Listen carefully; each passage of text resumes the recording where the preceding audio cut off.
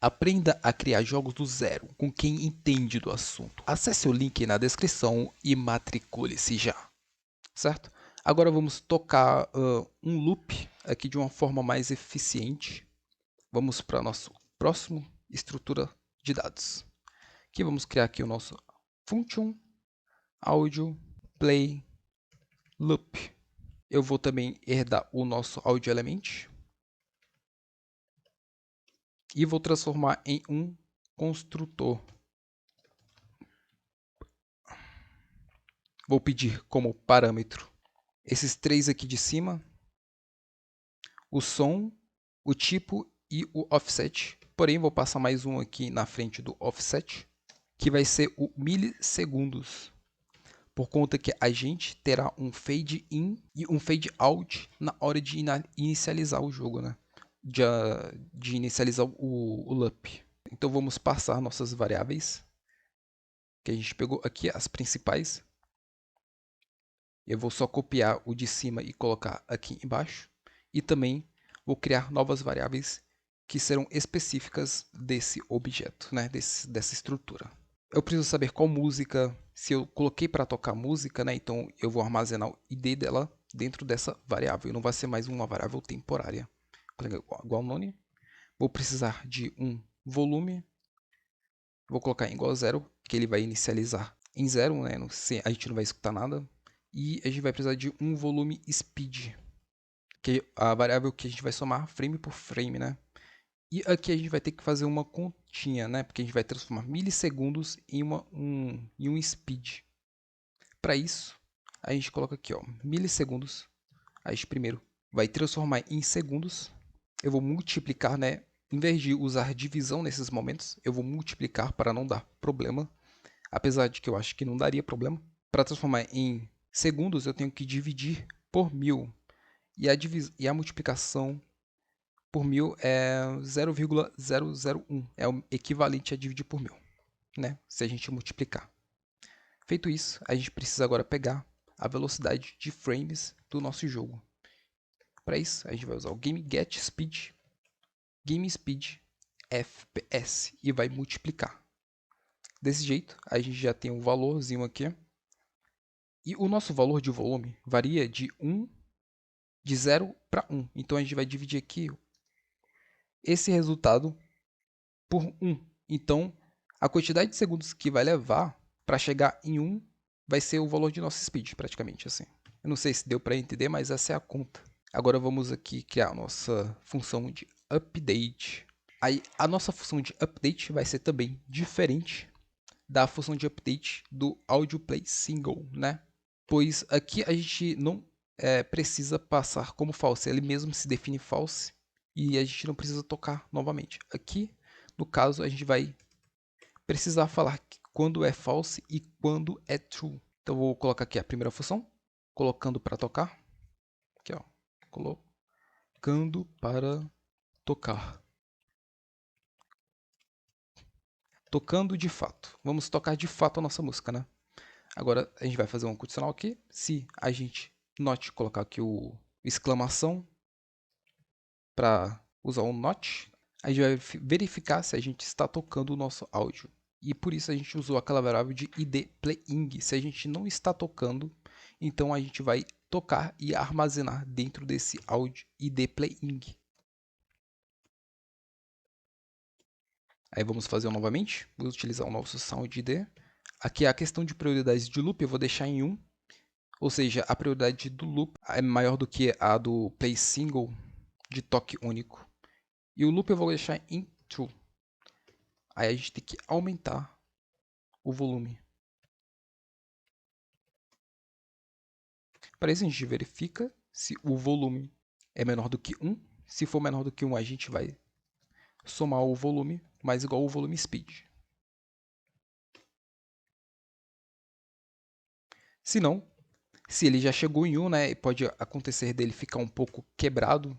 Então a gente define aqui o valor em 1 só para garantir. Desse jeito. Agora a gente pode verificar se quando a gente para de tocar. Então a gente fica aqui, not play. Se eu não estou tocando, então eu abaixo o volume Aí eu vou verificar de novo, fazer aquela mesma coisa. Se o volume for maior do que 0, então eu vou diminuir o meu volume com a minha velocidade. Else, eu vou parar de tocar. Aí, como a gente não vai destruir a nossa estrutura de dados, eu tenho que definir o volume igual a 0 para garantir que na próxima vez o volume comece do volume 0. Aí, para parar de tocar a música, a gente vai utilizar o áudio stop sound e vai utilizar o nosso ID playing. Bom, desse jeito agora a gente só falta definir de fato o nosso volume, que a gente só mudou as variáveis. Então, para isso, a gente vai verificar se a gente está tocando a nossa música. Se a gente está tocando a nossa música, então a gente precisa descobrir o volume, que vai ser semelhante ao que a gente fez aqui, né? A gente precisa passar se é do tipo SFX ou do tipo música. E dependendo, né, do jeito que você for utilizar, pode ser qualquer um. Porém, a gente aqui vai multiplicar também, normalizar com o nosso volume.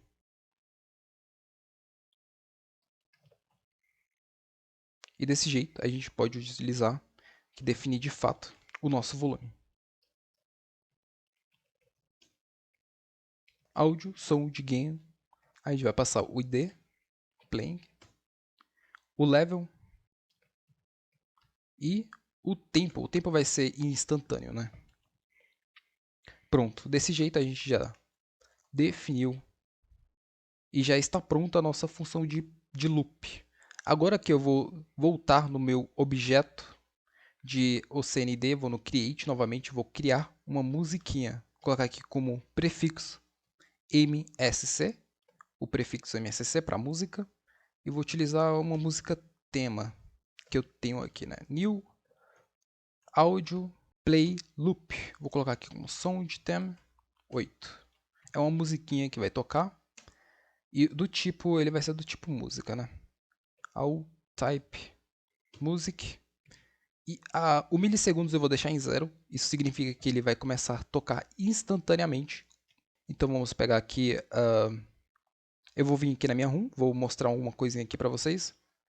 Dentro desse objeto aqui azul, quando o meu player encostar nele, ele vai começar a tocar essa música. E quando o meu player sair dele, ele vai parar de tocar a música tema, né? E já tenho o meu códigozinho aqui preparado. Vou acessar o meu objeto. Vou acessar a minha estrutura, que é a minha música. E vou falar para ela tocar, igual a true. E depois, caso eu saia, eu vou parar de tocar. Vamos ver se está funcionando.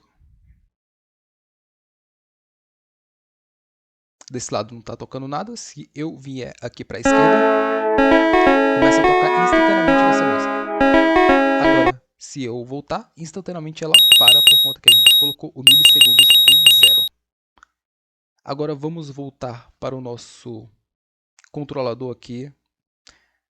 E vamos definir o nosso milissegundos para 2000. 2000 significa que leva 2 segundos até o volume total. Desse jeito. Indo para a esquerda, ele começa a tocar depois de 2 segundos. Né? O volume então, 2 segundos depois, o volume dele chega a 0.